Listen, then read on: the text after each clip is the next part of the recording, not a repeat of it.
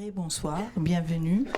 J'essaie, je le dis souvent, mais pour nous c'est une soirée vraiment très très spéciale parce que c'est un peu l'aboutissement d'un projet qu'on a depuis quelques années et donc je ne peux que être grateful. Je ne sais pas pourquoi j'ai le mot en anglais en tête. Donc, je suis très reconnaissante. Merci de cette collaboration avec le Festival Vision du Réel, avec l'ECAL, mais aussi avec le distributeur suisse du film que vous allez voir dans quelques instants, Trigon Film, pour nous avoir enfin donné l'opportunité, l'occasion de consacrer un hommage, une rétrospective à Raoul Peck. Je l'ai dit aussi hier après-midi lors de la masterclass, j'aime bien le raconter parce que c'est pour vous expliquer à quel point parfois quand on vous propose des rétrospectives, c'est vraiment grâce à un ensemble d'opportunités. Et l'année passée, j'étais à Cannes, je sors de la salle, je vois le film et j'ai dit « Oh, enfin, on a la bonne possibilité pour pouvoir monter cette rétrospective ». J'ai su assez vite que Trigon Film avait acheté le film pour la distribution en salle en Suisse. Donc j'ai appelé tout de suite Émilie Bugès, la directrice de Vision du Réel, et je dis là c'est le moment, il faut absolument essayer d'avoir monsieur Raoul Peck à Nyon, à Vision du Réel en tant qu'invité d'honneur, et puis on va pouvoir enfin lui consacrer cette rétrospective, un véritable parcours, voyage à travers son univers et son œuvre. Et donc, ladies and gentlemen, c'est un grand honneur de pouvoir accueillir à la Cinémathèque ce soir monsieur Raoul Peck. Bienvenue.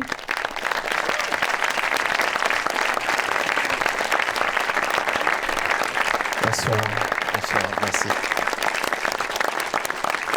Merci à tous. Merci d'être là ce soir, si nombreux. En venant dans le taxi, je me disais, où sont les gens? En fait, vous êtes tous là. Et voilà, ce film ce soir, NS Call, c'est un projet qu'on a commencé il y a déjà 4 ans. C'est la fondation Call, la famille, les ayants droit, qui m'ont contacté, qui voulaient faire un film, parce que ça faisait quelques années déjà, surtout depuis la découverte des négatifs donc à Stockholm, qui voulaient faire un film autour d'Ernest Cole et pour essayer de le remettre au centre des conversations. Et à l'époque, je travaillais déjà sur un autre film. Je leur ai dit que là, c'était pas possible, mais que j'allais pouvoir peut-être aider à conserver les archives qu'ils étaient en train de classer en Afrique du Sud, à l'université Wits. Et donc, ils étaient en train de numériser tous ces négatifs. Beaucoup n'avaient jamais été imprimés. Donc, pendant 2 ans, on a fait ça. Et pendant ce temps, je voyais beaucoup de documents, je voyais beaucoup de photos, beaucoup de planches contact. J'ai appris à le connaître, appris à comprendre son univers, à comprendre son époque. Et puis voilà, à un moment donné, l'idée de faire ce film a fait sens pour moi. Et puis voilà, on a commencé et le résultat, vous allez le voir ce soir. Voilà. On aura le plaisir d'échanger avec le public à la fin de la projection pour une petite discussion. Donc merci encore. Et merci puis à vous. je vous souhaite une bonne projection et à tout à l'heure. Merci. Merci, à bientôt. Vous avez dit tout à l'heure, lors de l'introduction, vous avez été approché par la famille d'Ernest Cole pour développer ce projet. Je me demandais, est-ce que vous connaissiez déjà son travail avant, notamment le livre House of Bondage? Ça s'est fait par étapes. Je connaissais un bon nombre de ces photos déjà dans les années 70, puisque, comme j'ai eu à le dire ailleurs, on utilisait ces photos dans le combat anti-apartheid. Donc, c'est des photos qui ont fait le tour du monde, qui étaient dans tous les grands magazines.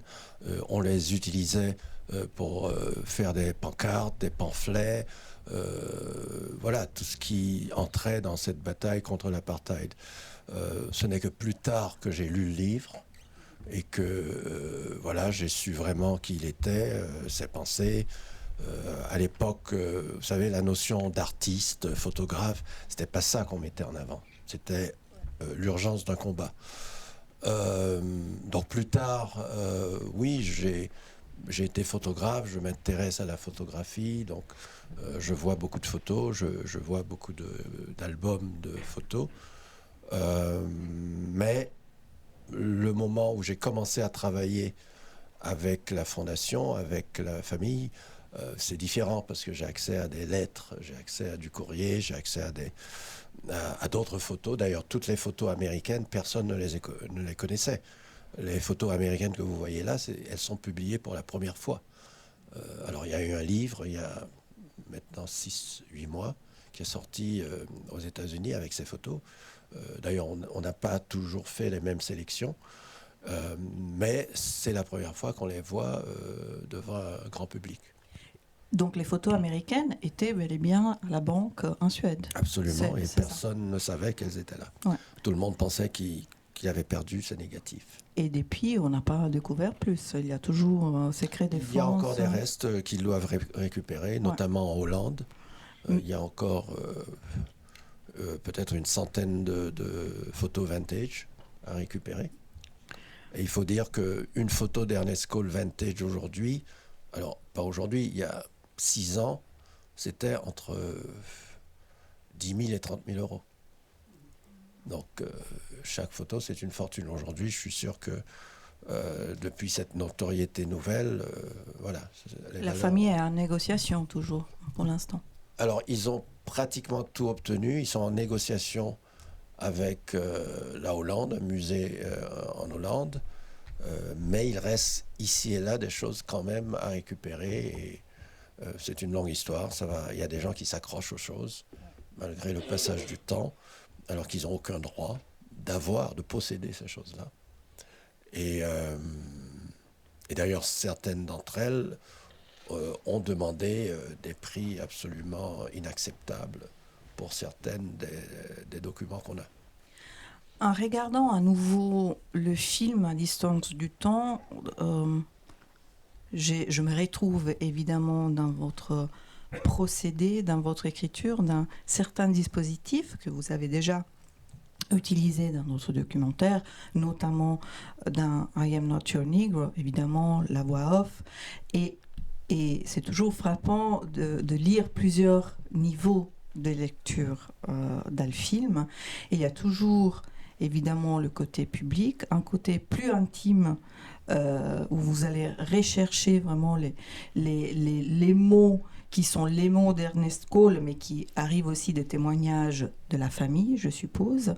Il y a donc un côté fortement biographique. Tout ça à côté de l'histoire avec le H majuscule. C'est votre procédé. Et ce qui est frappant toujours, c'est le subtil, mais très efficace équilibre que vous trouvez toujours entre ces plusieurs niveaux de lecture. J'ai lu quelque part que vous avez dit que le moment de l'écriture d'un film pour vous est un moment extrêmement difficile, presque de souffrance. Dans ce cas-là, comme vous avez la famille à côté, comment vous avez procédé à l'écriture de ces films? Alors, je ne suis pas sûr que j'ai dit de souffrance, même si écrire, c'est parfois compliqué, dur. On est solitaire dans l'écriture. Pour ça, souvent, j'ai aussi des partenaires pour écrire. Mais en tout cas, pour ce film, le plus dur, ça a été de capter qui était Cole. Et pas simplement de manière documentaire ou encore moins superficielle, mais vraiment, c'est non seulement c'est quoi son âme, et aussi qu'est-ce qu'il ressent à ce moment-là de sa vie, comment il explique ce qui lui arrive, et comment il chemine dans cette perception des choses. Et parce que je pense que ça a été un grand choc pour lui, d'arriver dans ce on lui a fait croire être le monde libre, et il se rend compte qu'il rentre dans une autre prison, un peu plus dorée, il est reconnu, il a un grand succès avec son livre, mais il se rend compte que voilà, les projets qu'on lui offre, ce sont des projets qui sont ancrés autour de sa couleur de peau, autour de la misère, les sans-abri, etc. Ce qu'il a fait est bien fait, mais il avait des ambitions de photographe tout court, pas de photographe noir, pas de photographe sud-africain, mais de photographe. Est-ce que il y a un moment crucial dans le film où on ressent vraiment, où ça commence en fait à sombrer dans la dépression, jusqu'à arriver à l'acte ultime, j'ose dire, où il arrête de prendre de photos, il peut plus toucher sa caméra. Est-ce que vous comprenez ce geste? En fait, pendant sa période aux États-Unis, il est, on le voit bien, aidé, subventionné, je ne sais pas comment dire, par la Fondation Ford, voilà. Ouais. Mais il n'a jamais rendu les photos, en fait. Oui, parce que je pense que la Fondation n'était pas si intéressée que ça à les obtenir. Mais est-ce qu'il y a un geste de rébellion dans cette négation, en fait, de montrer son travail? Non, il est artiste, il continue son travail d'artiste. Tous les artistes le savent. D'ailleurs, il y a 20-30 ans, qu'on était peintre ou écrivain, on écrivait, on peignait, on sculptait, et la notoriété n'était pas le premier but dans leur vie comme c'est aujourd'hui. C'est-à-dire, si vous n'êtes pas produit, si vous n'êtes pas connu, si vous n'êtes pas dans un magazine, vous n'existez pas. Alors que, voilà, dans l'histoire de l'art, voilà, oui, c'est vrai que les riches payaient pour leurs portraits, mais au-delà de ça, il y avait, voilà, la notoriété n'était pas forcément au premier plan. Donc lui, je pense ce qui l'a conforté, c'est que pendant ce temps, il travaillait. Il nous donne quand même des milliers de photos absolument incroyables. Et quand, en tant qu'artiste, on sait qu'on a ça, c'est ça votre richesse. Donc, il était pas déprimé par rapport à ça. Si, il est déprimé par rapport aux limites qu'on lui donne, mais il n'arrête pas de produire. Jusqu'à un moment où, physiquement... en termes de santé mentale, etc., ça devient compliqué. Quand on n'a pas un lieu à soi, ne serait-ce que pour mettre son matériel, ses négatifs. Pour un photographe, les négatifs, c'est ce qu'il y a de plus important. J'ai encore des négatifs de photos que j'ai fait quand j'avais 17 ans. Donc on les garde, on les met, on les classe, on fait en sorte que ce ne soit pas dans des lieux humides, etc. Donc, c'est pour ça qu'il cherche un endroit où mettre ses négatifs, puisqu'il n'a pas de lieu à lui. Donc, il les remet à ses amis en Suède, puisqu'il est ami avec ce collectif qui s'appelle Tio Photo, de 10 photographes suédois. Et il le fait au plus tard dans les années, enfin, on pense 79. Et ces photographes eux-mêmes, au cours du temps, vont eux-mêmes vieillir et vont mettre leurs matériaux et ceux d'Ernest à un lieu X. Pour moi, je suppose que c'est la Fondation Hasselblad, qui est quand même l'une des plus grandes fondations de photos du monde, qui donne l'un des prix de photos annuels les plus prestigieux et qui sont extrêmement puissants. C'est eux qui fabriquent donc ces fameuses caméras Hasselblad, classiques, iconiques. Donc, voilà, ils reçoivent tout ça et ils ne disent rien pendant 40 ans. Et c'est là le scandale, puisque à un moment donné, ils se rendent bien compte que le monde évolue, les questions de rapatriement des biens culturels sont publiques maintenant et acceptées, même par les grands musées, même s'il y a beaucoup de réticences, mais le principe lui-même est acté. Mais est-ce qu'il y a justement un soupçon, une volonté, ou en tout cas ce qui vous semblait suggérer de cacher ces photos? Ben, moi, je ne peux constater que le résultat. Ouais. Parce qu'on ne le savait pas. La famille l'apprend en 2017. Donc vous avez une fortune comme ça dans vos coffres. Et d'ailleurs, pourquoi une banque ? C'est parce qu'on a une volonté de casser un lien pour qu'on ne cherche pas plus loin qui les avait avant la banque. Qu'une banque vous dise qu'il n'y a pas de papier, il n'y a pas de signature, il n'y a rien. Ma compagnie, on a une petite boîte dans une banque, ça coûte une fortune. Donc 3 gros caissons métalliques en Suède, comme dit Leslie, in Sweden, no record. Pas confondre avec Switzerland, ça arrive souvent. Oui. En tout cas, ce qui est clair, il y a eu manifestement une tentative. Alors, c'est pas que ils ont caché, c'est simplement ils se sont sentis dans leur privilège de n'avoir à rendre compte de rien. Donc voilà. Ils pensaient qu'ils l'auraient pour toujours, et puis les ayants droit, probablement ils habitent dans un village, et ils ne sont même pas au courant de quoi que ce soit, et puis voilà. Et qu'on va oublier au bon moment. Ils le ressortiront dans 20 ans, 30 ans. Je reviens à ce que vous venez de dire par rapport à un endroit, un chez-soi, où il aurait pu travailler et laisser ce matériau. Évidemment, le thème de l'exil est un thème central dans ce film, comme dans une grande partie de vos films. Et c'est évidemment un sujet qui vous touche personnellement, parce que vous êtes de facto, depuis que vous étiez enfant, avec votre famille exilée. Donc Raoul Peck, gamin, part de Haïti avec sa famille pour aller au Congo. Après, plus tard, vous faites vos études aux États-Unis, et après encore en Allemagne.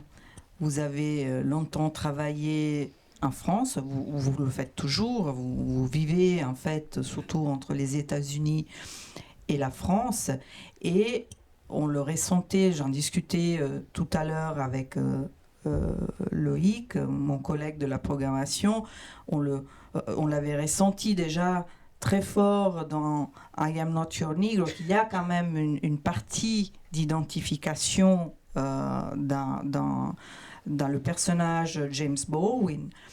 J'ose dire que l'exil, vous l'avez embrassé, c'est-à-dire que vous en avez fait presque un point de force dans votre carrière et dans votre vie. Vous êtes aujourd'hui un citoyen du monde, si j'ose dire.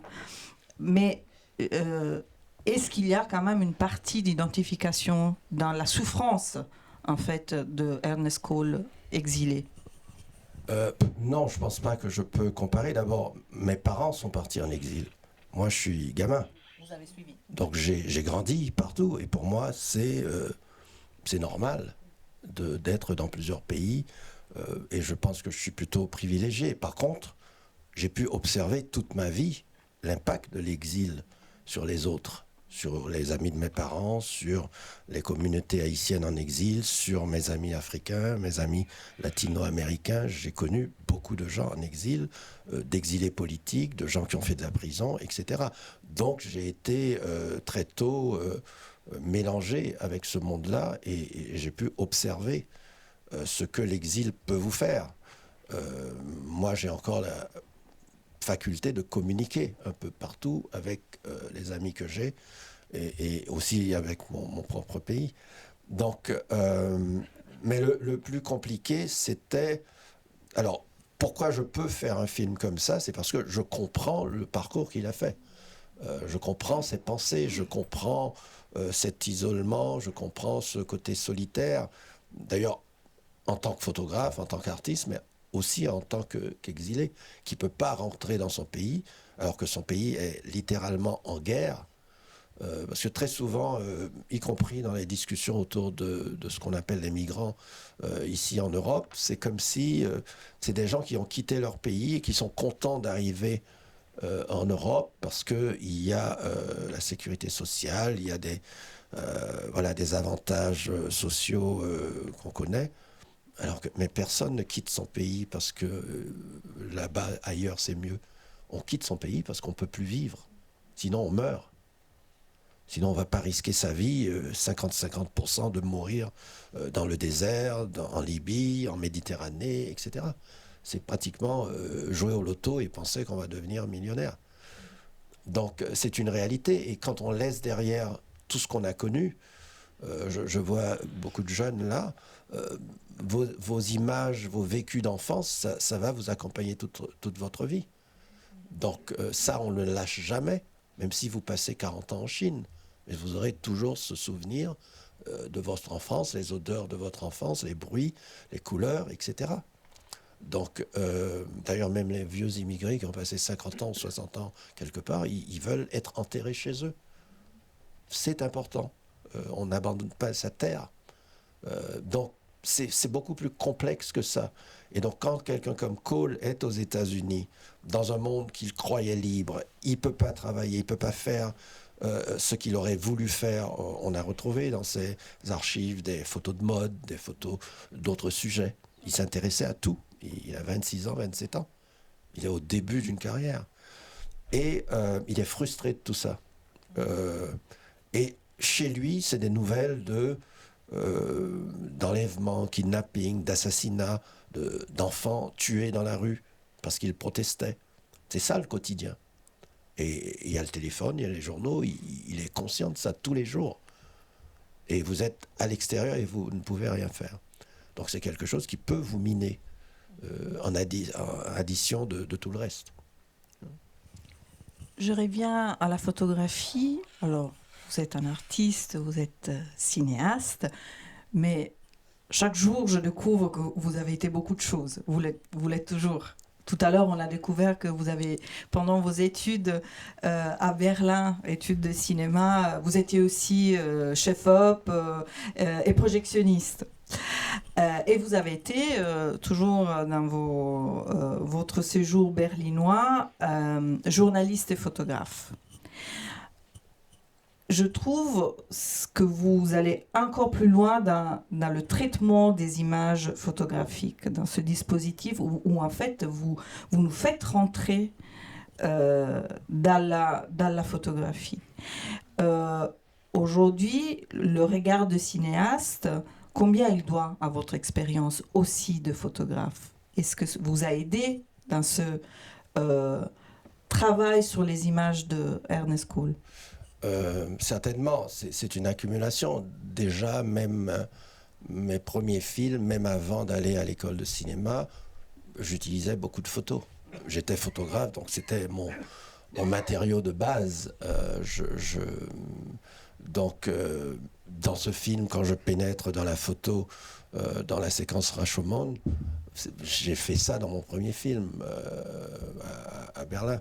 Donc oui, c'est des techniques qu'on développe, ça devient, c'est comme pour un peintre, des coups de pinceau qu'on fait évoluer, mais c'est des dispositifs de récit qui fonctionnent et que voilà, c'est comme ça qu'on développe un style, qu'on développe une manière de raconter des histoires et les photos. D'ailleurs, l'un des cinéastes que j'admire, c'est Chris Marker, qui arrive à faire un film avec 25 photos. Et un film avec de la tension, de la peur, et alors qu'il a en main 25 photos, et en photographiant les cadres différemment, des mouvements de caméra. C'est pour ça qu'à l'école aussi, j'ai appris à faire fonctionner on appelait ça trick-tish à l'époque. Comment on appelle? Il y a un mot technique pour ça. Enfin, bon, tout le système graphique pour filmer des photos, pour faire des... Pardon? Bandit, merci, j'ai oublié ce mot. Oui, donc voilà, ça me passionnait. Mes premiers courts-métrages, c'est au banc-titre. Donc, j'ai toujours été familier de la photo, d'utiliser la photo et aussi tous les matériaux. Mon approche, c'est de dire, j'étais absent de l'histoire du cinéma pendant plus d'un siècle. Maintenant, je suis obligé de me fabriquer moi-même et mes instruments et ma manière de faire, et je me sers de tout ce qui a existé avant moi. Et j'en fais mon affaire, et je crée mes propres récits, je déconstruis. et j'essaie d'inventer autre chose. Donc chaque film, c'est une aventure différente de trouver une autre langue, une autre manière de faire ces films. Tous ces films sont différents pour moi de différentes manières. Là, le fait que Cole continue à raconter son histoire au-delà de sa mort, voilà, ça c'est quelque chose que je peux risquer à faire parce que le dispositif est déjà en place. C'est lui qui raconte son histoire et une fois que j'estime que le spectateur comprendra le système, comprendra la syntaxe du film, on peut se donner des libertés. Et là, ça devient intéressant. Et puis, il y a... Après, je vous passe la parole. Mais j'ai quand même une dernière question. En tant que cinémathèque, je ne peux pas résister. Le travail que vous faites sur les matériaux d'archives, on est les archives du cinéma. Vous prenez toujours beaucoup de temps pour faire vos films. Il y a un travail de recherche incroyable derrière ça. En fait, comment vous faites? Bon, au début, mes premiers films, je le faisais moi-même. Aujourd'hui, j'ai une équipe. J'ai toujours... Il y a une archiviste, d'ailleurs, avec qui j'ai dû faire 6 films au moins. Et puis, on prend toujours une stagiaire qui sort de l'école d'archiviste et on la forme pour le travail sur ces films-là. C'est un gros travail, en effet. Mais il y a une époque, c'est moi qui allais dans les archives des télévisions, des musées, etc., à une époque où, justement, les archives n'étaient pas considérées comme une boîte à sous. Parce que ça, j'ai vu l'évolution des archives, notamment dans des institutions qui étaient financées par l'État. Et puis, à partir des années 70-80, ces institutions ont été forcées de générer eux-mêmes une partie de leur budget. Donc, qu'est-ce qu'ils ont fait? Ils ont commencé à vendre ces archives à un coût qui est impossible. Par exemple, j'ai des jeunes collègues congolais. D'ailleurs, je crois hier, à la masterclass, il y en a un qui disait, oui, eux, ils ne peuvent pas faire des films sur leur propre histoire. Puisque leurs archives sont dans tous les pays étrangers. Belgique, France, États-Unis. Suisse. J'essayais d'être poli.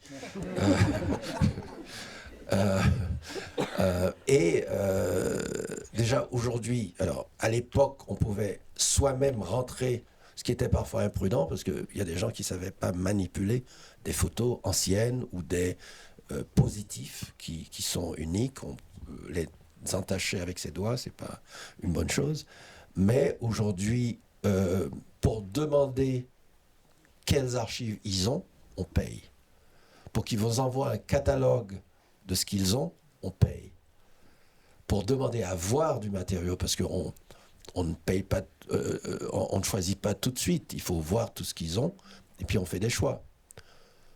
Mais chaque étape est payante. Donc vous imaginez, pour quelqu'un qui est au fin fond du Congo, qui veut faire son premier film sur l'histoire de ses grands-parents, il ne peut pas. Je regarde en salle le responsable de la mise à disposition de la Cinémathèque suisse. Bouh. Non, mais alors je peux vous rassurer, on monnaie pas tout. Est-ce qu'il y a des questions? Je vous passe la parole. Juste un exemple pourquoi parfois je me bats, parfois je risque exprès d'avoir un procès. Quand j'ai fait Exterminate All the Brutes, je découvre que les films de Leni Riefenstahl sont gérés par une compagnie privée, bien sûr déléguée par l'État, parce que l'État n'aurait pas osé faire ça. Il savait qu'on les aurait attaqués. Donc c'est une compagnie privée qui vend ses archives très cher. Donc qui peut avoir accès à ces archives? Quelqu'un qui a un film bien budgété, et ce n'est pas souvent forcément des gens qui font des films progressistes.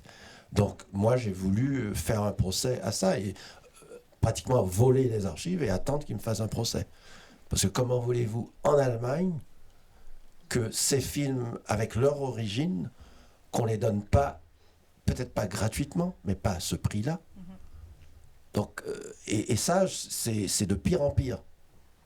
Donc des archives qui auraient dû être dans le domaine public, et donc d'avoir un accès prioritaires à des tarifs suffisamment élevés pour que, bien sûr, ils en tirent les montants pour préserver, continuer à préserver. Tout ça, je le comprends. Mais là, on est dans autre chose. Et c'est ça qui est grave. Question. Peut-être faites un petit coucou avec la main parce qu'on ne vous voit pas. Ah, monsieur Serge Bollard.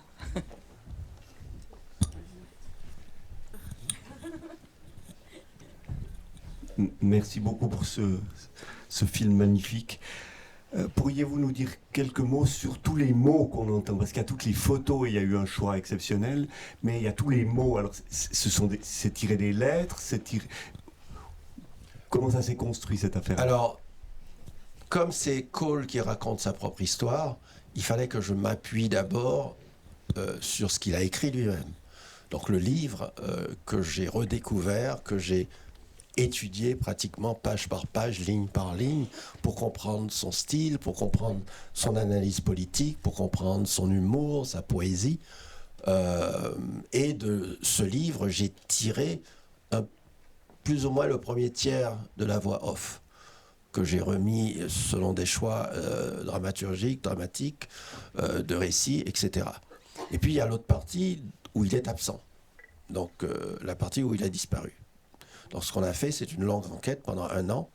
On a essayé de retrouver tous ceux qui l'ont croisé une fois dans leur vie. Donc un peu partout, aux États-Unis, en Afrique du Sud, à Londres, en France, en Suède.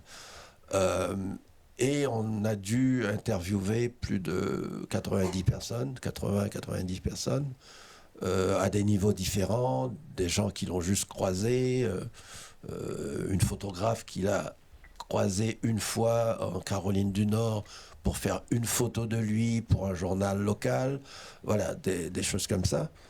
Et j'ai recueilli ces interviews en faisant des choix, en mettant de côté les anecdotes, genre que voilà, quelqu'un qu'il a rencontré qui raconte la même histoire de cette rencontre, et cette histoire évolue, et en fait, c'est pas totalement vrai. Et d'être au plus proche de lui. Et donc de remettre dans son regard, dans sa bouche, les choses que les autres m'ont racontées. Par exemple, quand il est dans la station à la 34e avenue à New York, l'histoire où il dit « Oui, parfois les gens me reconnaissent. » Ils disent « Oh, le grand Ernest Cole ». Mais cette phrase, c'est un groupe de 4 jeunes photographes américains, noirs américains, qui à l'époque l'ont rencontré, qui sont aujourd'hui des grands photographes, mais ils nous ont dit comment ils ont été choqués de le voir seul dans cette gare. D'ailleurs, ils nous donnent des informations physiques, ils disent qu'il était toujours propre, bien habillé, il parlait pas beaucoup, et eux, ils posaient plein de questions, et puis ils sont partis, et le lendemain, ils sont revenus, il n'était plus là. Donc, cette histoire-là, que je peux vérifier, il y a 4 personnes qui me la racontent, et je la retourne du point de vue d'Ernest. Les 2 Suédoises dans ce studio étudiant, on a réussi à les retrouver. Et c'est des dames de 85 et de 87 ans. Donc quand elle dit, parce qu'on les a eues toutes les 2 en Zoom, et à un moment, on leur pose plein de questions, et à un moment, je vois bien que... Et elle dit, ma mémoire flanche, je ne me rappelle pas de tout. Donc j'ai utilisé cette phrase.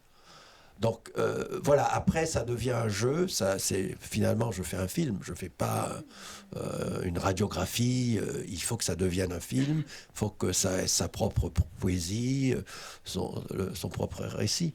Mais tout ce que vous voyez ou entendez dans le film, c'est vrai, c'est réel. Je n'ai pas inventé, je joue avec, ce qui est différent. Merci beaucoup. Encore une question. Alors, je tiens à vous signaler que vendredi après-midi, à Nyon, à Vision du Réel, il y aura la projection d'un film à épisode. On peut les définir comme ça. Un film en 4 tomes qui s'appelle Exterminate all the Brutes. Donc, c'est évidemment un nouveau film de Raoul Peck. Je ne l'ai pas vu. Je me réjouis de le voir. Si j'ai bien compris ce que vous avez dit hier lors de la masterclass,